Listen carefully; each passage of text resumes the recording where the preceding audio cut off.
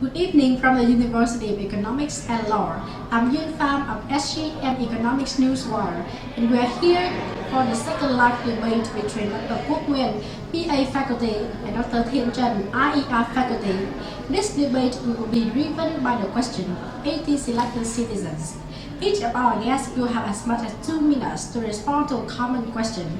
Now, let's give a big hand to welcome the two guests, Dr. Quốc Nguyên and Dr. Thiên Trần. Thank you. Gentlemen, thank you both for joining us here tonight. And I want to get right to the first question from a friend called Trung Hill. Here is the question. Doctors, nowadays the environment seems to be lack of concern from authority, especially illegal coal mining and overproduction of vinacomine results in bigger floods and worse erosion. What do you think about this? Okay, thank you, Trung Hiếu, for your really good question. I really appreciate that. And I think that we have two things to consider. Firstly, our coal resources are concentrated in Quảng Ninh coal basin and Red River coal basin. Specifically, in Quảng Ninh only, we have 3 out of 5 mining districts that contribute a great number of coal.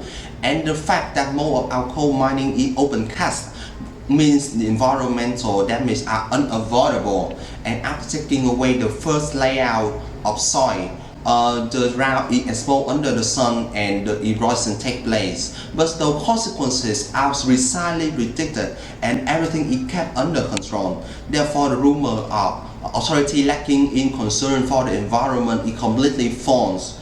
Last week, a significant quick responses from authorities to Tarawa dam wreck was moving people along with their property to reduce the casualty numbers. And secondly, at the current state, exploration is not of high quality and mining conditions are harsh. We still use old techniques, and therefore workers have to work double shift to reach goal capacity. That's the point of misperception on overproduction of vinacomine corporation. Trung Hiếu, your concern is right, and the fact that our environment is being damaged every day is critical not just to our country but to other nations. Vietnam started mining coal since 70s of 20th century, and since then technology innovation have advanced our nation development further beyond. And the recoverable of 2.8 billion ground tons of coal, and there's only 6% reserve, and it's covered across the north of Vietnam. And more than that, our controlling and inspecting illegal mining may fall through in some circumstances.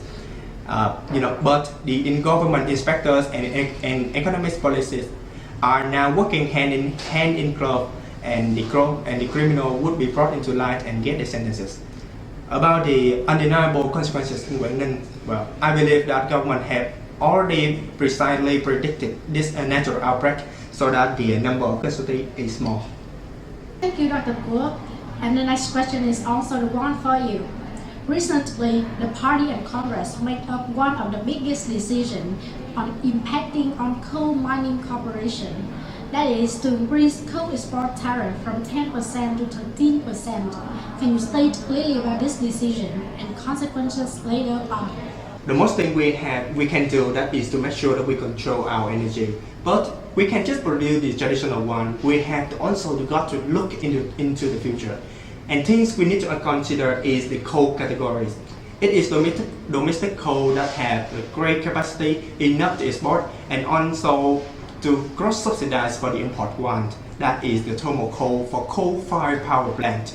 And by 2030, our nation will have overall demand of 700 terawatts per hour. And the first unit built in the north of Vietnam shall account half of the electricity generation. And besides that, the illegal mining may set the outbreak and uncontrollable. And by adding 3% more in coal export tariff, vinacomine shall not be able to pull their weight and to create more jobs and social benefits, in which including making a long-term plan on preserving our environment. And Dr. Thiên on the coal export tariff? To start with, I think that we can point out some positive effect of coal export tariff.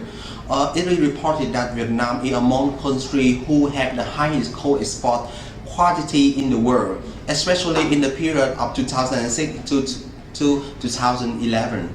While there are lack of fuel for domestic coal-fired power plants in recent years, This seems to be a conflict for coal industry, right? According to the Ministry of Finance, the production of export coal will be reduced to about 4 million ton per year by 2030. Also, the production for domestic one is estimated to increase to 220 million tons by 2030. Coal-fired power plant will generate power of 7,000 kilowatt per hour in 2030. So we can conclude some positive effect of coal export tariff. Firstly, the environment will less suffer from overproduction of coal at the same time. Not only will this bring sustainable development, but also maintain the coal for our successors.